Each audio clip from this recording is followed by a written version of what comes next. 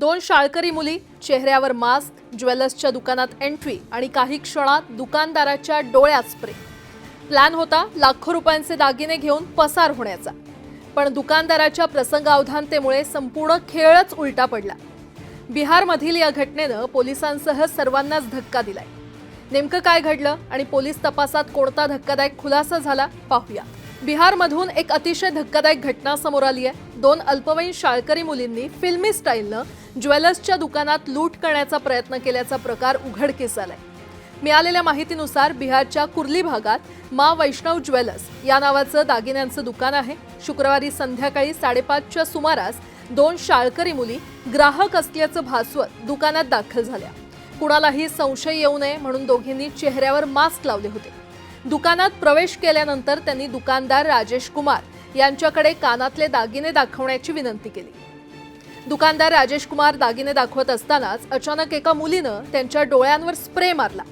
क्षणभरासाठी परिस्थिती गंभीर झाली, मात्र राजेश कुमार यांनी प्रसंगावधान राखत तात्काळ स्वतःचा बचाव केला।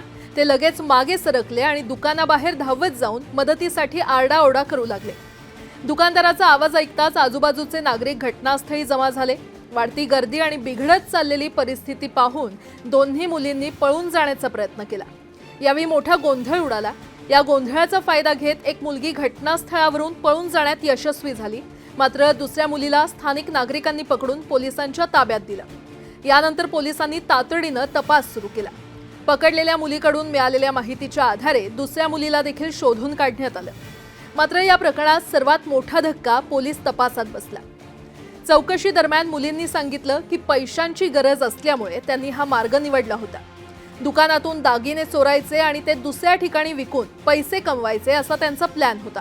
विशेष म्हणजे हा संपूर्ण प्लॅन त्यांनी स्वतः तयार केल्याचंही त्यांनी कबूल केलंय। मात्र या मुलींच्या मागे आणखी कुणी आहे का, त्या एखाद्या मोठ्या टोळीशी संबंधित आहेत का, याचा तपास सध्या पोलिसांकडून सुरू आहे। दरम्यान अल्पवयीन मुलींकडून अशा प्रकारे लूट करण्याचा प्रयत्न झाल्यानं परिसरात खळबळ माजली आहे।